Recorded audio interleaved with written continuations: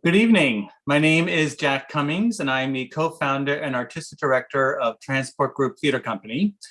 Thank you all so much for joining us for tonight's panel, Arts and Activism. Last year, we held a similar panel discussion, and we wanted to revisit this topic 1 year later with so much changing in the world. We also have a second panel scheduled for next week, so please stay tuned and follow us on social media for updates.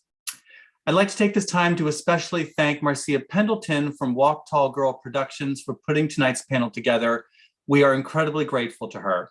And a final reminder, all donations received tonight benefit the Black Theater Network, an organization we are thrilled to support. Now I'd like to tell you a little bit about this evening's moderator. Professor Michael Dinwiddie currently teaches at NYU.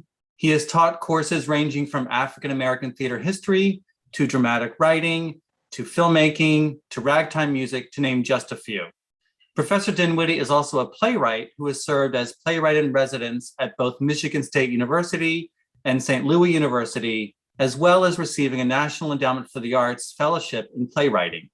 We are incredibly honored to have him with us tonight. Please welcome your moderator for tonight's panel, Professor Michael Dinwiddie. Thank you, Jack. I appreciate that. Welcome, Mike. I'm glad it was short too, because we have so much to cover. But one thing you said, I have to say, so much changing in the world really hits it. So Jack, thanks for that introduction. And I want to thank everyone for being here with us tonight. And I greet you from the land of Lenape and other First Nations people who have lived for multiple generations here in New York City, where I'm currently located, and with acknowledgement of the deep love and respect they have shown for the care and preservation of their heritage and their lands against genocides, both cultural and racial. I'm so delighted to continue with the Transport Group and this collaboration with Black Theater Network. As we confront challenges as artists and activists, we remember that the Black theater has always been a space of exploration, innovation, invention, and insurrection from the very first one. So I should get to my guests now. That's enough of a little introduction. I am so fortunate. See, I've known them both for a very long time. Actually, I met Monique Martin in 1990, and I met Kathy Irvin in the 1960s. So if I were to try to introduce them, it would take so long. So I threw it on them to introduce themselves. So Kathy and Monique, would you please come on, unmute, show us your faces, and introduce yourselves. Kathy, you start us off, please. Why, hello there. So great to be back. And thank you once again to the Transport Group for this opportunity. I'm here in sunny Southern California on the land of the Serrano and Tongva people. Michael Dinwiddie is a very old friend from Detroit, Michigan. We have known each other a very long time, and is a fellow past president of the Black Theater Network, where I've been a founding member. I consider myself an artist, educator, activist, working with multiple communities, and currently serving on the faculty at Cal State University in San Bernardino, where my primary assignment is directing, teaching, acting in African American theater. Monique. Thank you so much, Catherine, and thank you, Michael. You know, I moved to New York. I am actually a native of California, so you're in my home, but I'm from up north, from Oakland, California. And I moved to New York to work in theater. That was my big dream, was to be a Broadway stage manager. So that's what I did. I'm fortunate that my family attended cultural events, and theater was a big part of those cultural events. And it just dawned on me, Michael, that your play, The Beautiful LaSalle's, was one of the last plays that I worked on as a stage manager. Wow. And I didn't think about that until earlier today. So I transitioned from stage management to working in the music industry as a tour manager with all kinds of artists in the 90s when hip hop was popping and all of that. And from the music industry, I moved closer to theater, but not quite, and that is in the festival setting. So I worked, led the programming for the River to River Festival, and then the Summer Stage Festival. Both of those festivals are multidisciplinary. And my work and again, it's just coming to me being in this theater conversation because I feel like I've been away from theater for so long. It is rooted in storytelling. That is what really drives all of my work, is community building and storytelling. So from Summer Stage, I wanted to help artists to create new work and wanted to support artists. And you really can't do that in a festival setting because, you know, of the structure of the festival. Although I commissioned a couple of artists, but I wasn't able to really do the deep incubation and residency that happened. So I went and moved to Harlem Stage, where I really learned a lot from the wonderful leader, Patricia Cruz, about commissioning. And I restructured a couple of the commissioning programs that they have that we'll talk about later. And I am currently an independent producer and curator, and I'm making a contemporary circus that celebrates Black music and Black culture. Oh, that is fantastic. This is one, you know, I could just listen to both of you tonight. I mean, I don't have to do much anything, but as I told you, now I should let our audience in on a secret, which is that we've all met each other. I wanted to make sure we had talked. So I am going to ask a question. It's a quiz question, and we're going to see how many people in our audience can answer, or if either of you can answer it. The only prize is that you get it right. All right, are you ready? Okay. So, and this is one that really, all right, just ask the question. When was the first African-American theater founded in the United States? The Old Grove. Close. What year? The African Grove? Yes. 1619. Whoa, 16. Oh, Kathy, that's the beginning of slavery, but okay. Okay, wait. 1960? No. This is perfect because you've just illustrated what's been happening for me as we go through this arts activism thing. It was 1821. Oh, It was here in New York. Not even close. Well, you know, because so much of our history is erased, buried, and then it's distorted and contorted so we don't even know really exactly what it is. Now, the only reason I know is because I live in New York, and I live at Bleecker and Mercer Street. I live at the intersection where the African Grove Theater actually existed. And so, of course, with my, you know, interest and stuff, I did some investigating. And so in 1821, African-American first producers producing Shakespeare plays, producing plays about Black Revolution, insurrection, exploring, doing plays by white playwrights, doing plays about Native Americans. This was the African Grove Theater. And the coolest thing in the world is that NYU is building on that site. I work for NYU, so I'm putting in a plug. And they're building on that site. They're going to have 5 theaters, and I'm waiting to see how they honor the memory and how they commemorate the African Grove Theater. Because what you just did shows exactly what we're up against as artists and activists, keeping alive the history, keeping alive the stories, and understanding what we need to know about what's happening. So that's a great place to really get us started in terms of what are we doing? What's happened? It's been a year.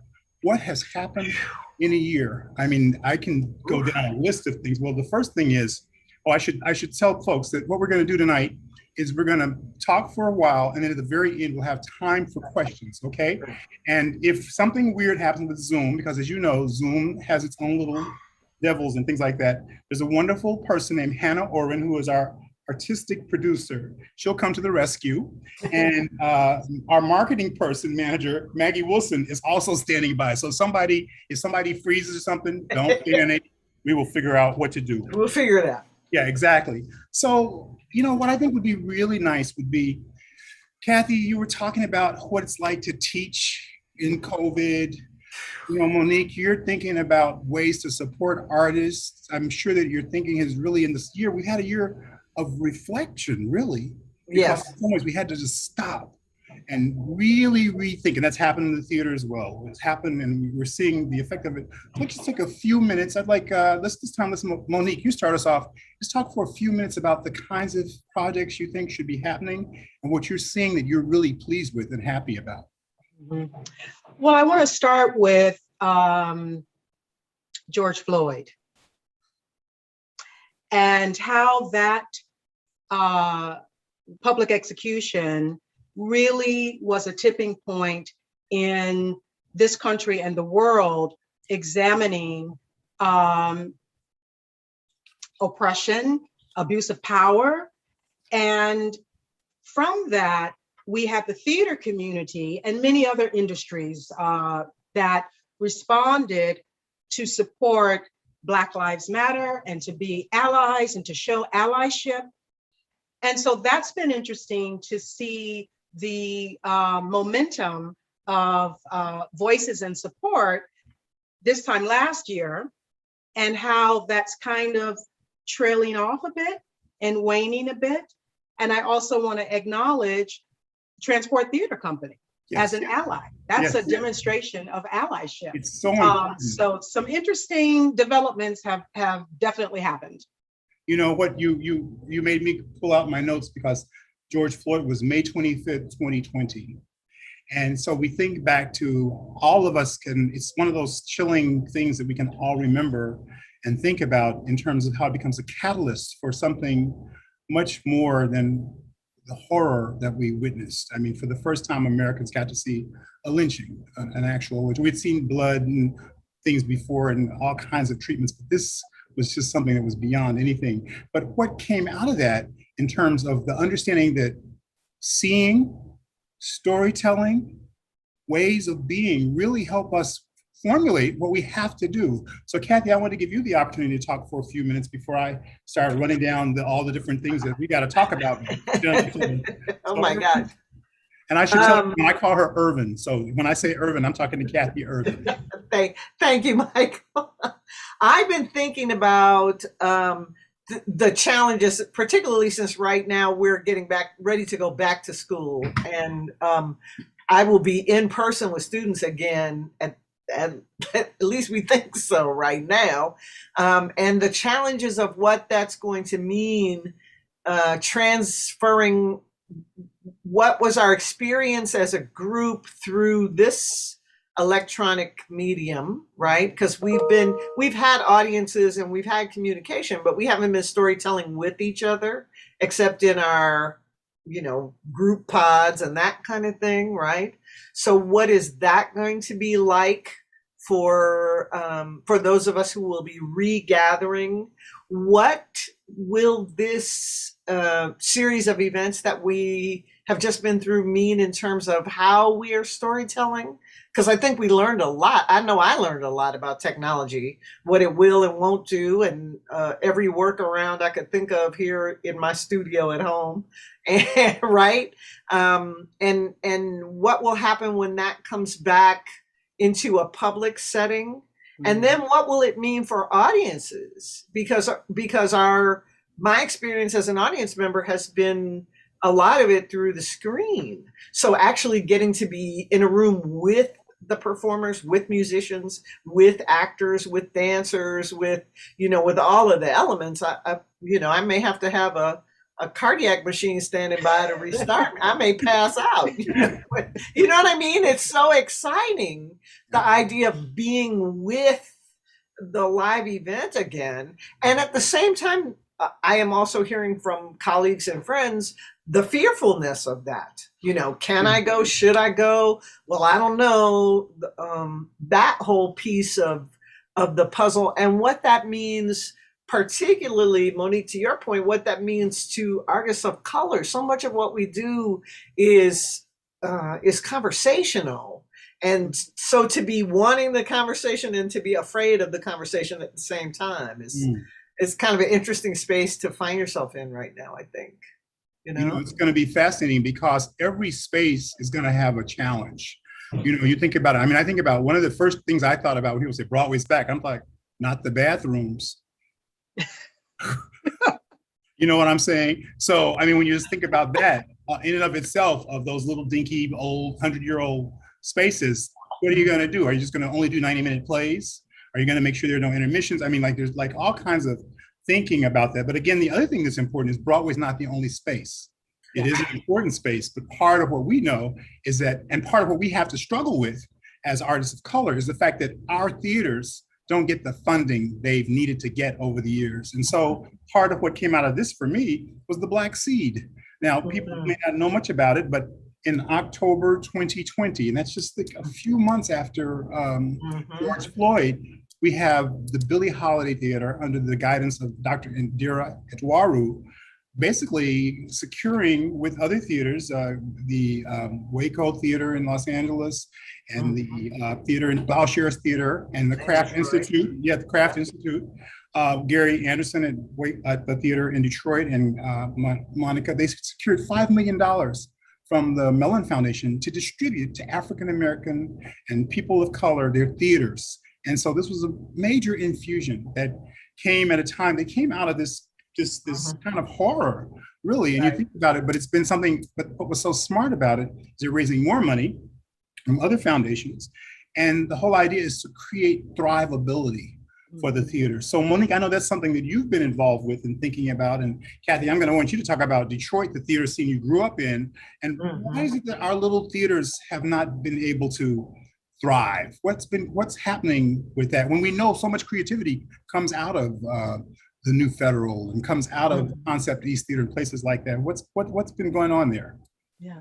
Well, one of the things that my mentor, who was at NEC for a number of years, Leon Denmark, he talks about the creators like Douglas Turner Ward, who created NEC also as a vehicle for himself as an actor.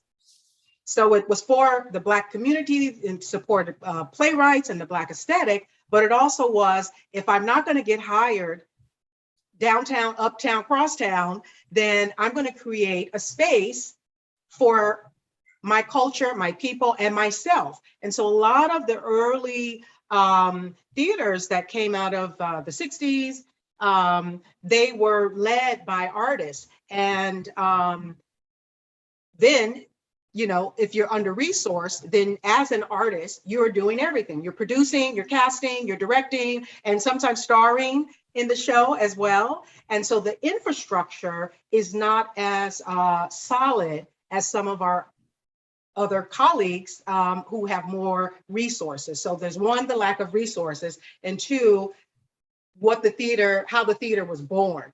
And then fast forward to this past year, what's been interesting for me being in a multidisciplinary space is to see how dance really met the occasion, because dance is adaptable. And so dancers were creating new work with filmmakers in parks, on plazas, on rooftops.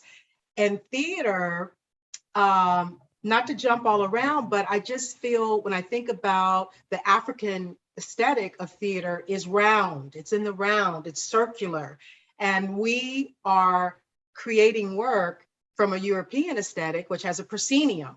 So how do you translate a proscenium outdoors when venues are closed?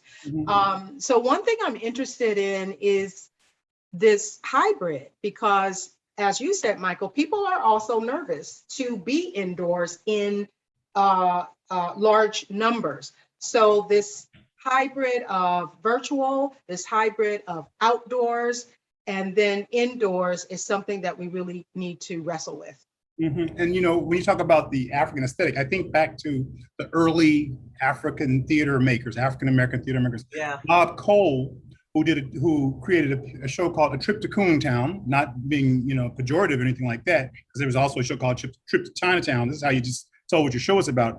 But his show, one of his dreams was to have a Broadway theater as an African American. He was trying to develop and create, he had a school of theater, and this is 1908, 1900s. So you just have to say, why aren't there theaters there? But we have been able to have theaters in other places. And Kathy, I want you to talk a little bit about what, you know, Monique talked about, this idea of creating your own theater so you could do your own work and all those things.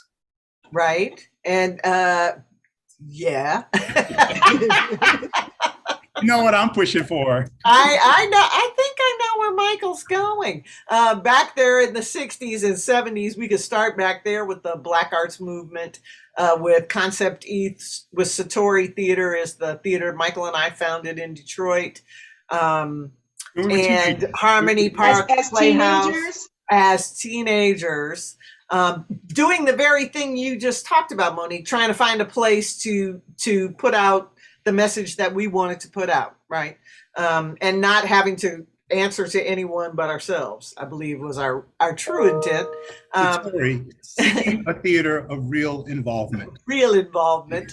And I think in some ways we're going to find one of the things I'm looking forward to as we move forward is how young artists and young theaters are sort of going back to that idea.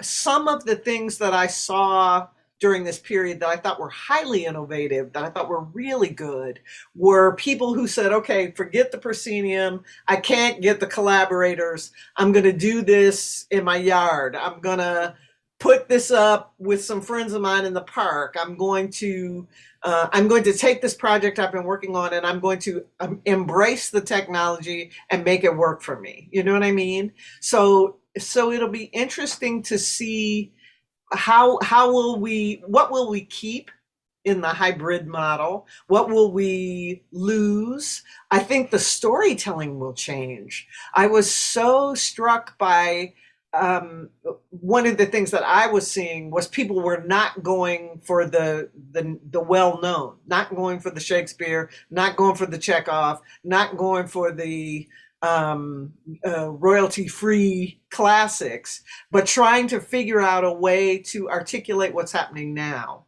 So there was a lot of, new work struggling with technology, struggling with issues around social justice, George Floyd, et cetera, struggling with, family, et cetera. So that I think it'll be interesting to see what happens to storytelling next, right?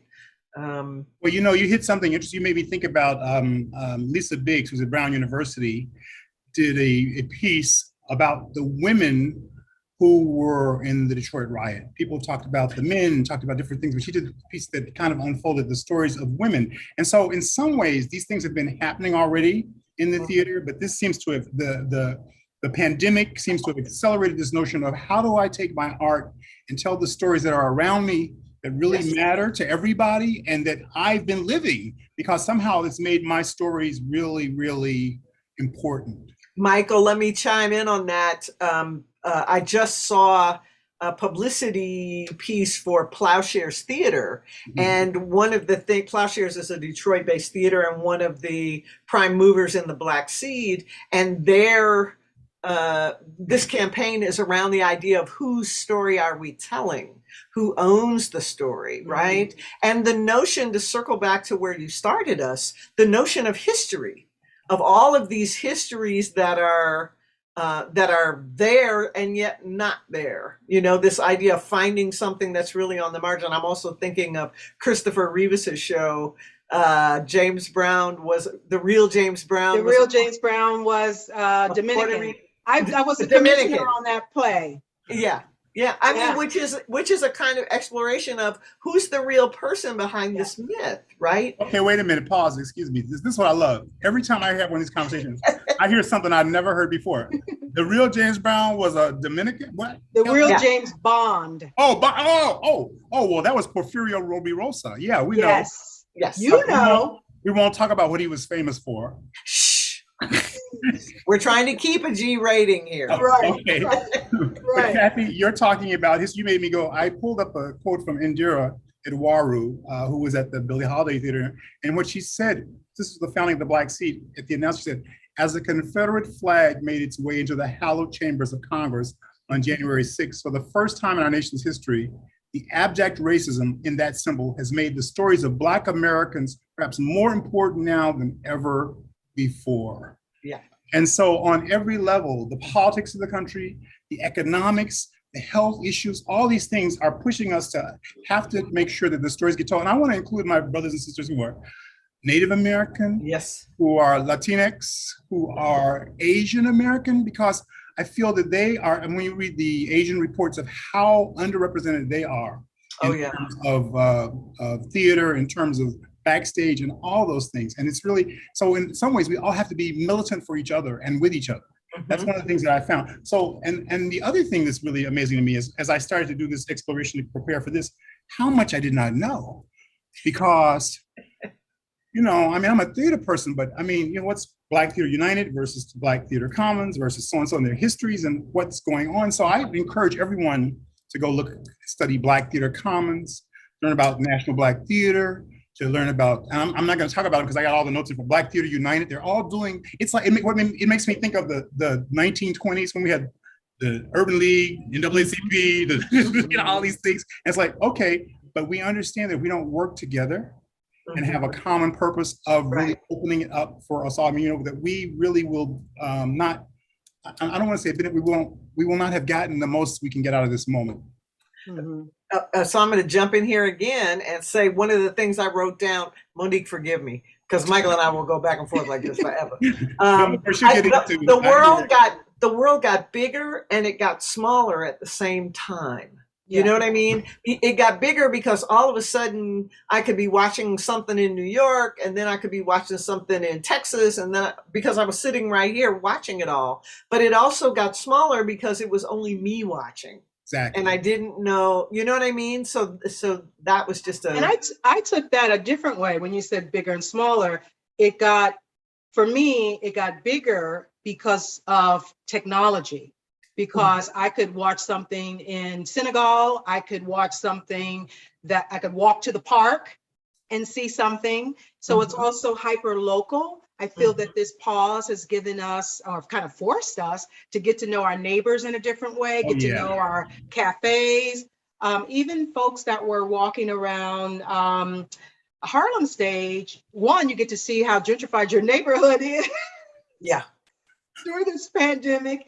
And folks would stop by because all theaters kind of are challenged with who's our audience? Is our audience our geographic community, or is it the theater community, the dance community, the jazz community? You know, who's our audience?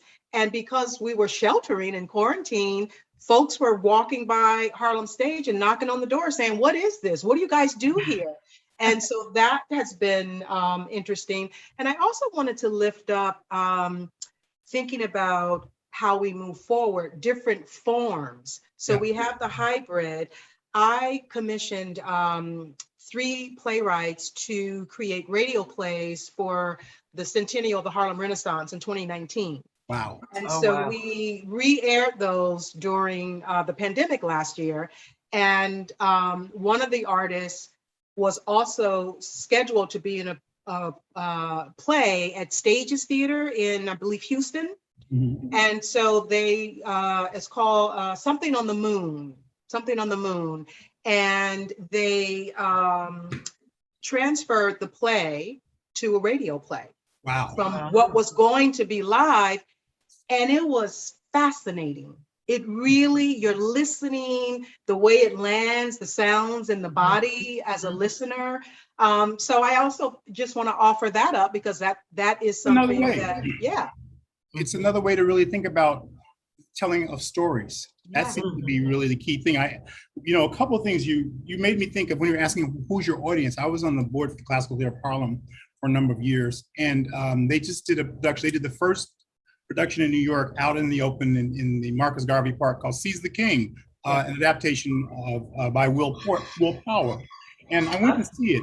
And it was really fascinating because it was that audience that George Wolfe used to talk about at the public theater. He used to say, it should look like a New York subway. Yeah. The audience should be old, young, black, white, blah, blah, blah, gay, straight, and everything. And that's what it was. And I just thought to myself, this is so interesting because for many, many years, this is like in some ways been the ideal, but also the ideal is to have audiences where people can be in their language, where people can be comfortable with the people in their community, where a community story can be told. So you have this interesting contradiction. And for a while, what was happening in funding was only the large theaters, which were doing a play from the Latino community, a play from the Black community, an Asian play, were getting the funds. And so the smaller theaters where these things, like I think of the theaters in New York, where they were really based in particular communities, were really being shunted aside. And so I think that part of what's happening with, we see white people and Black Sea, Black Theater Commons and all this is this notion of we are now starting to see what we have been doing as a matter of course, instead of that in fact it is very, very detrimental to communities that are not the community, thought of as the mainstream community. I think that's one of the things that really strikes me right now. I think people got to see, or leaders of institutions were able to see their blind spots in a more profound way. Yeah. And some look the other way, and Mhm. others, like Transport Theater. I was going to say, they're looking right at us. Yeah, They're right. looking right at us and Said, saying, what can we do? How can we lean in? And sometimes Mhm. leaning in is uncomfortable. We see that in the history of this country, but we Yeah. are not going to advance if we don't lean into those uncomfortable, crunchy conversations. Yeah. Kathy, do you want to say something? Because I was getting ready to. No, I was in favor. Okay. The eyes have it. So The one, eyes have it. Yes. so one of the things Oh, that I, well, I will add on. okay, please. That right now, San Bernardino, the county where I am, is the largest or the second largest county in the United States. It's huge. It stretches from the border at Riverside all the way up to the Nevada border. It's a huge county. And so there is a great opportunity to fund a lot of groups, but those groups are so far apart and in many ways so unknown to the Arts Council, or arts councils, I should say, that it's difficult to figure out, well, how do you make an outreach, and how do you encourage and lift up those providers in these I will say remote, because that's the only word I can think of right now, in those areas that are not right in the major cities, but are in fact serving populations. The Native American population, for one, comes to mind. Well, what's interesting to me, you live in the Inland Empire. I love that. I do.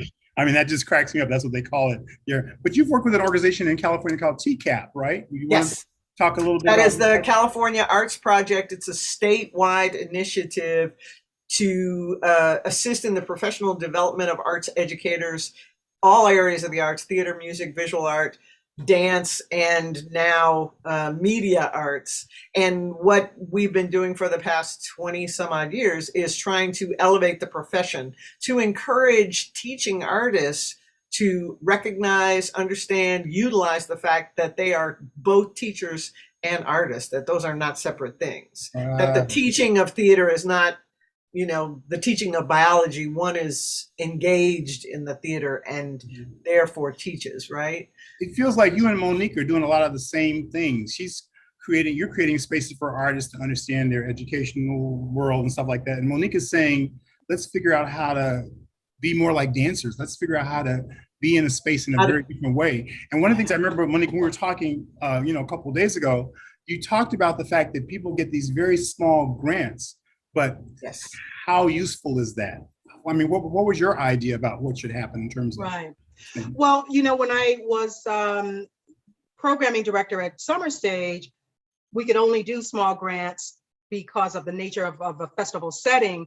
Mm-hmm. And then when I moved over to Harlem Stage, I had heard about all these, large grants. And also I sit on a lot of funding panels. So I see a lot of money going out, and I see who gets the money. Yeah. And so I was really excited to be at an institution that commissioning and incubating and supporting artists to create new work was really part of their DNA. However, what I found is there was a big fund for established artists like Stu. He created the Negro Problem. That was commissioned by Harlem Stage.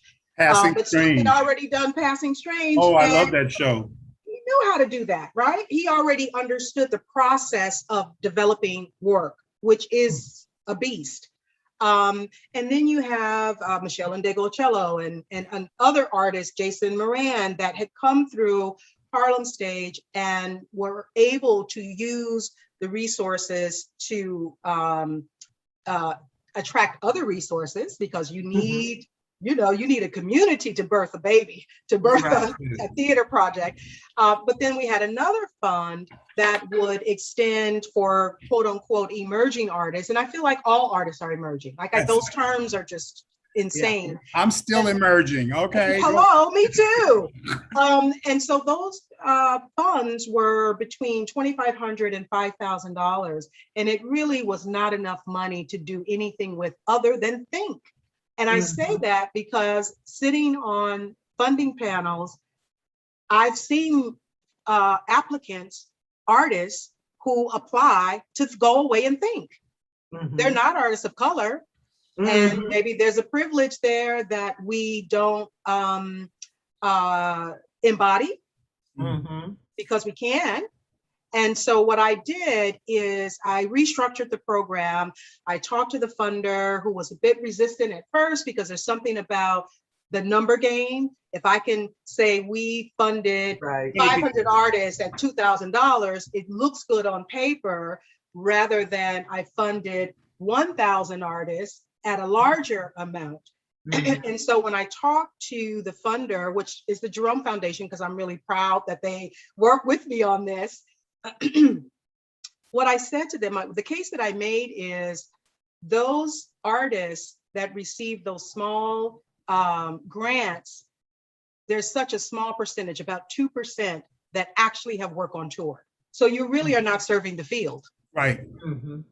You know, and so so they agreed, and we restructured the program so that there's a smaller pool of artists that receive a larger commission, and I required that they have a mentor, because what I also found is a lot of artists of color want to do it all themselves because they've had to in many cases. And so they've been kind of acculturated to, this is how you make work. You ask your auntie to make the costumes, and, you know, find somebody to work the box office, and, you know, figure out a rehearsal space in somebody's apartment or whatever. And there's so much more. And I just wanted artists to be able to have more freedom to dream and imagine.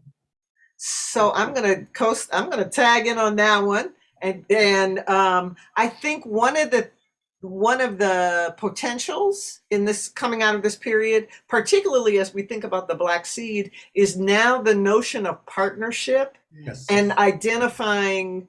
And I'm so glad you mentioned that, Monique, because the Arts Council here in San Bernardino County has found several ways to start to make partnerships to help our artist communities realize, number one, that they are not alone, that there are people with an interest in the work you're doing, and there are ways for you to make the work that will save you some time and some money. And that goes back to that Black Seed idea of thrivability, right? Once you've become sort of accustomed to making your thing by yourself, it's then hard to say, oh, wait, if I invite others to play with me or to become part of this larger project, we can serve a bigger audience. The work can get done in a bigger way. And some of that, I think, has been promoted with the technology. The fact that you have a kind of access that you didn't have, you know what I mean? That to get to a grant workshop in Los Angeles on a Wednesday from 8, please. But when it went to Zoom, then suddenly that meant, oh, I just sit down at my computer and I can have a meeting with the grantor, with the advisor, with the person who writes and reads those grants, et cetera. So I think that will be a game changer. And I think we're going to see some of that with the Black Seed as that organization is working to build conversations and consortiums with various. And we have to remember that this country is huge geographically, and with technology and the time that we've had, people are talking to each other. So a lot of folks in the Black theater, community are in silos. They're really trying to keep the lights on. They're trying to keep their artists and their staff paid, and they are not thinking that they don't have the capacity, again, back to the under-resourced, to say, well, what do you have? Because not all theaters are equal. And what I found is some theaters don't have space. So they can't do a residency, but they have more cash. Some theaters can only do a residency. Some so everybody comes with something different, So they need to connect with each other. Yes. If I have this, that's one of the things that's really important. I remember, Monique, one of the things that you hit me with that I was really impressed by was, okay, these little grants are cute, but if I give somebody more money, the work can get done. It can actually get done somewhere. And that's really the goal, that you're trying to get the work up. So it's, believe it or not, it's time for us to start looking at some of the questions. So I'm gonna, there's one here that says, during the Shakespearean discussion, someone asked, didn't Ira Aldridge perform Shakespeare? And talking about the African Grove Theater. Yes, Ira Aldridge got his start at the African Grove Theater. He was a teenager. And when the theater was destroyed by a group of ruffians who were hired by another theater manager who just happened to be from a different cultural linguistic group. That's a way to put it. It's in a book called White People Do Not Know How to Behave at Entertainments for People of Color. It's written by Marvin McAllister. Serious? That's the title of the book? The title of the book is White People Do Not Know How to Behave at Entertainments for People of Color. Because what would happen was white audiences would come and get rowdy and start interacting with the theater in a way that eventually they ended up kind of destroying the theater. But you can read the book. Marvin McAllister talks about the African Grove Theater because the African Grove Theater was doing Shakespeare, which people thought certain people shouldn't be doing Shakespeare. But they were also doing plays, a revolutionary play about a slave rebellion. This is during a time when slavery was still in existence in New York State even. So you can see, but they were also doing plays dealing with Native American characters. And so they're really interesting. So Ira Aldridge had to leave this country. He went to Europe. He went against his father's wishes. He became an actor, he became a celebrated actor. And if you go to Stratford-on-Avon, you will see a chair that's there that James Weldon Johnson raised money during the Harlem Renaissance to put a chair there of the most celebrated actors of Shakespeare. He was decorated, he toured and performed. So he performed in Poland and Russia and France and performed with some of the great artists. And so that was one of the questions. And then there's one here that's really gonna be a good one for us. It says, can panelists summarize top themes, messages the arts community can embrace to further activist goals while casting a wide net? Which is not just speaking to ourselves. What are some of the things? So should I do that again? Should I read it again? Yes, Yeah, because it moved while I was reading it. Okay. It says, can we summarize top themes, messages the arts community can embrace to further activist goals while casting a wide net, not just speaking to ourselves? I'm going to start the answer for that. The answer is it's happening in that we're talking to each other and working with each other. And even though we're in different environments, finally we understand that I work with the Black Theater Network. It's been in existence for 35 years. I'm a past president, and I'm shocked and Kathy is as well, but I'm shocked at the number of people who've never heard of it and never seen it. Now, last year we had Black Theater Week, and what we found out, and this goes to the point Monique is making as well, this wideness.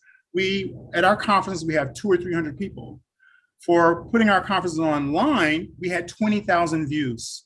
So we're opening up. We want it to be international. We want everyone to know. And so you can go online and look at Black Theater Network on Facebook and see we just had our conference this past week. It was called Access Granted, By Us, For Us, About Us, Near Us. Okay, next quiz. Who is that from? Boo-boo. Boo-boo, who is that? Who's the leader? Who's the Black leader who said, by us, for us, about us? That's Dave DuBois. Dash? Du Bois, Dr. W.B. Exactly. Oh, Exactly. okay. So yeah, okay. All right. So someone says, here's another question for us. Thank you.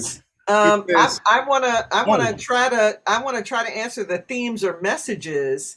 I think, and I agree with you, Michael, it's happening already. I think as we start to unpack the difficult conversations, and I think as we unpack the difficult conversations in a variety of ways, I don't want them all to be dramatic. I love it when we unpack the difficult conversations about race in a humorous, amusing way. I just saw a production of The Octoroon. It's absolutely crazy and wonderful. Brandon. I mean, but I think the big giant audience need to be reminded that the conversation is fraught with trouble. It is also ridiculous. It is ridiculous how we have treated ourselves, all of ourselves over time, how that has emerged, and we have to be willing to deflate that a little bit too. So that's. I'm laughing because, earlier Monique mentioned, Negro Ensemble Company. And remember, Day of Absence. Oh yeah.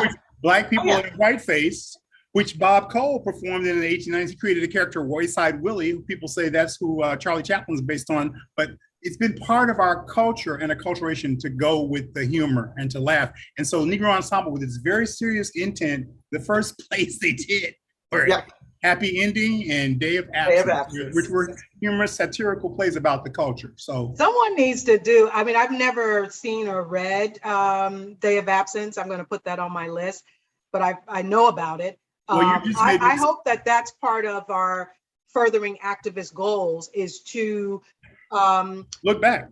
look back at some of the wonderful plays that didn't get the attention that that they deserve. Well, I'm so glad you said that, because I'm going to say Arthur French passed away this past week. He was a really fine actor.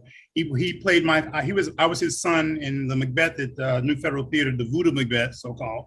But Arthur was in the original production of Day of Absence. And so I think there's a film of it somewhere that you can see, and it's just hysterical. I mean, it's Douglas Turner Award's, tour de force, really. I mean, he did other things. Yeah. And the other thing I want to say about this era that's different, Douglas Turner Award, something that was interesting to me when I talked to Talvin Wilkes, who's a scholar of the theater, he said, Douglas Turner Award was not trying to put a building up. He was not trying to build a building. He was trying to train people. He wanted to use that money to train as many people as he could.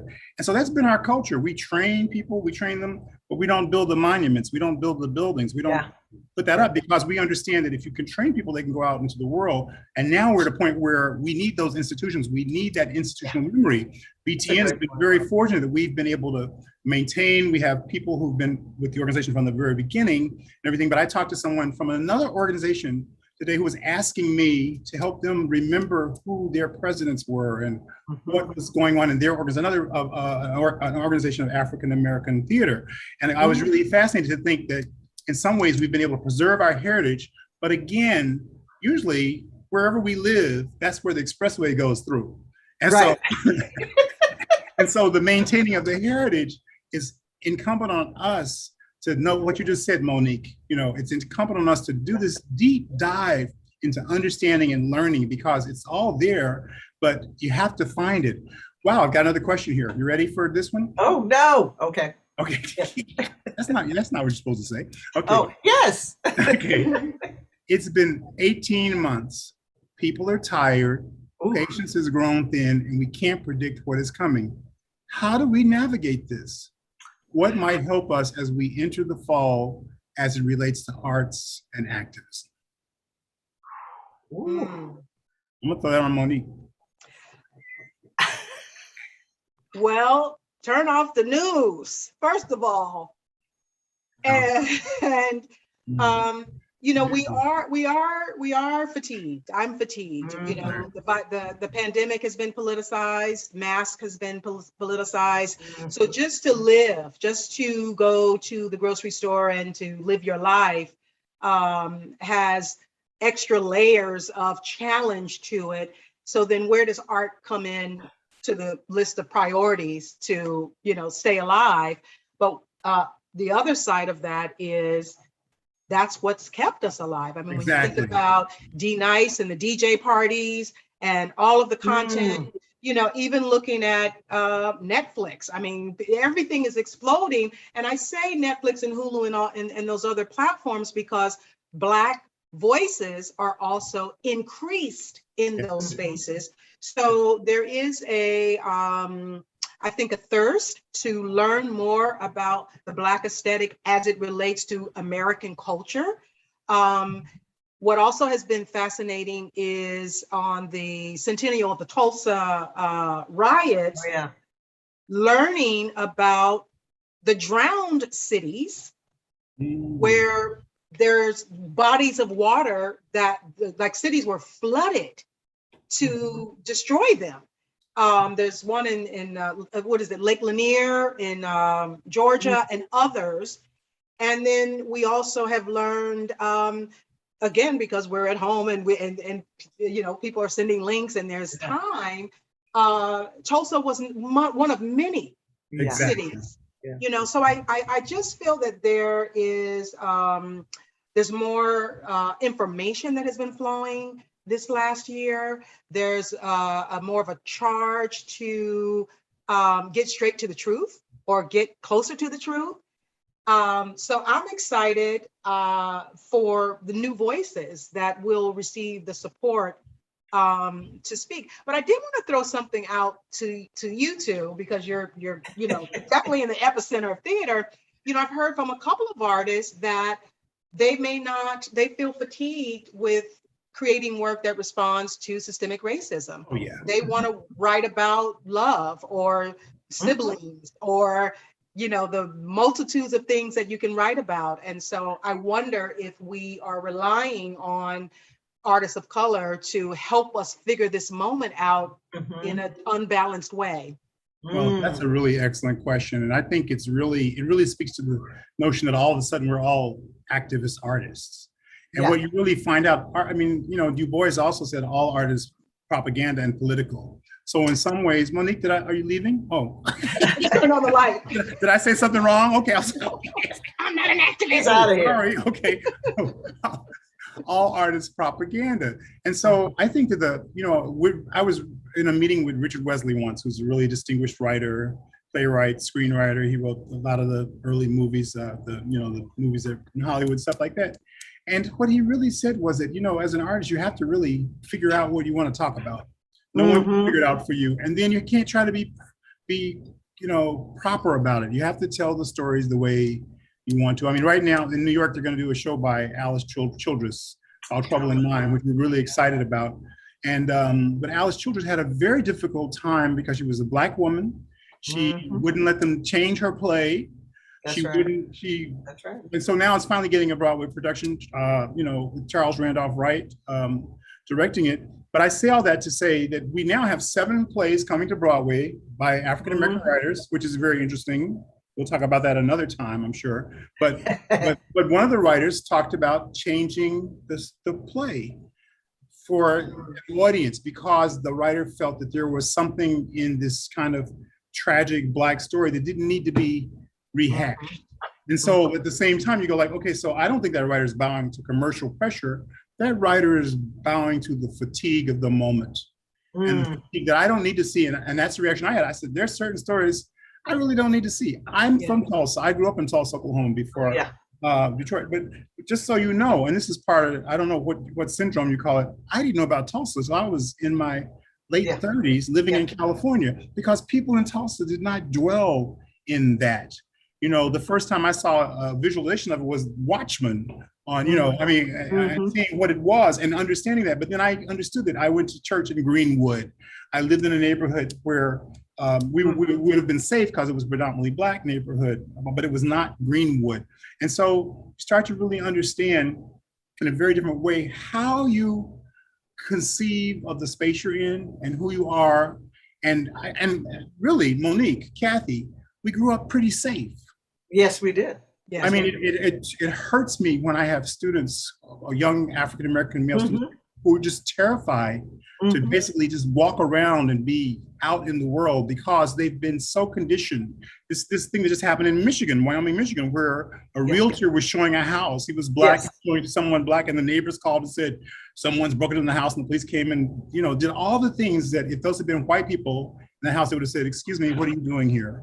Right. And so we're continually dealing with the fact that we're tribalized when we really aren't as a people. One of the things I'll say about Black people in this country, when you do your Ancestry.com stuff, I just found out my brother-in-law, Kathy, you know him, he found out he's 64% white. So I'm not naming any names, but everybody knows what I'm talking. But you get what I'm saying. So we have to really start to understand that we're all connected. Exactly. That we are all connected. So here's I wanted to respond to the question about, after 2 years, it feels like now, of lockdown, shelter in place. I'm so glad you started with turn off the news. Thank you. Because, because you really do have to limit your intake. One of my pastors used to say, begin where you are, use what you have, do the best you can. And so please say it again. I love it. Begin where you are, use what you have, do the best you can. That was the pastor's advice. Okay.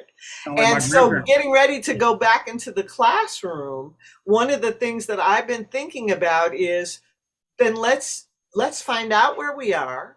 What do we know? What do we think we know, which is sometimes more dangerous than what we really know. And then let's find out what we can find out together.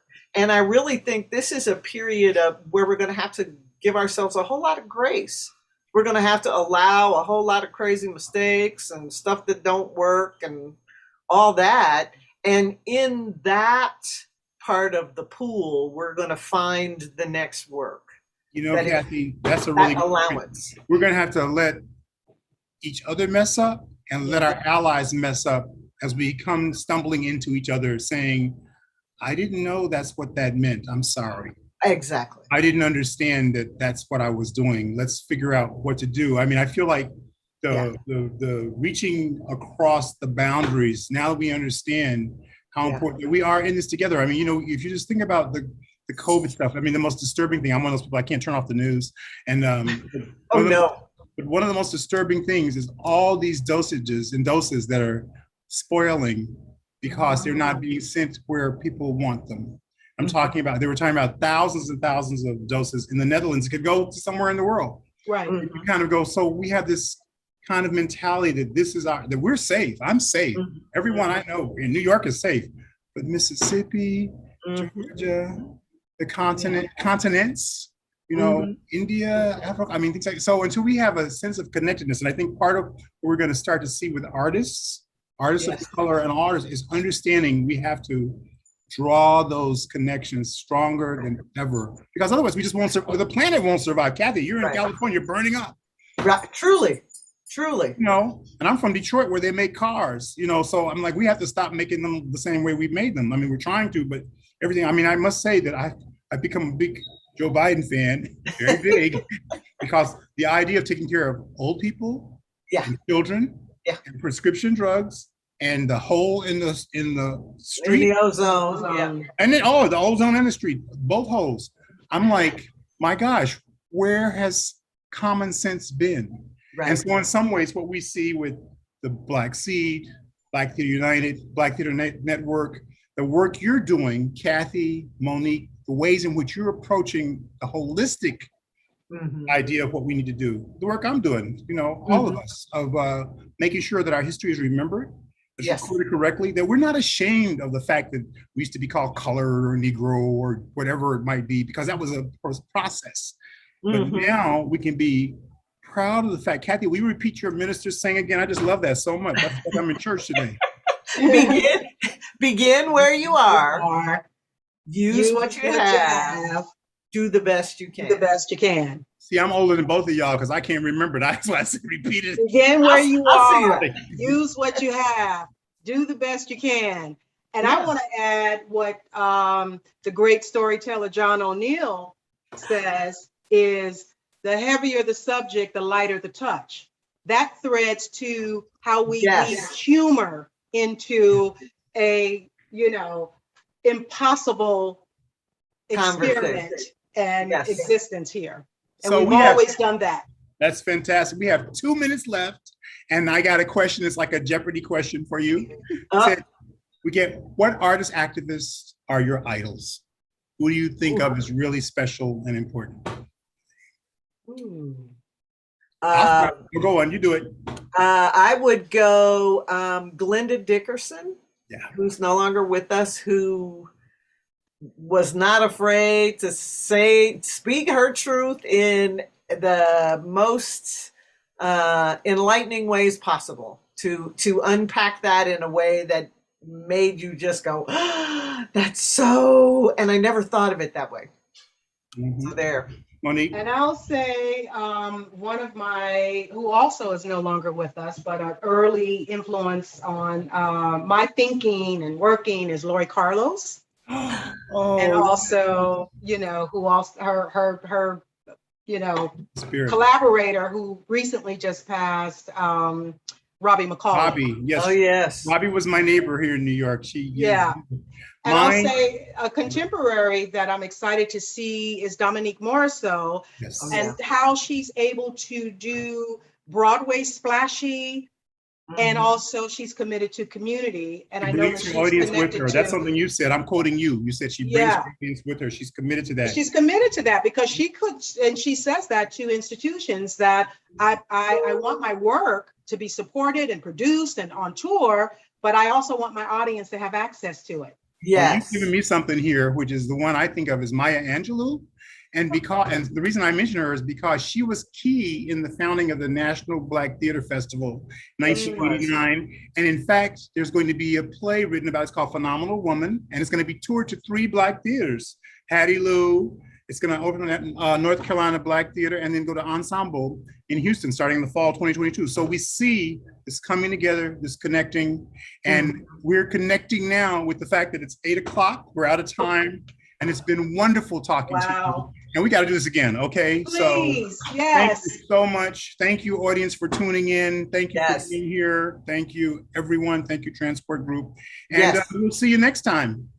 Thank you. This has been great. We just scratched the surface. I know. It's not fair.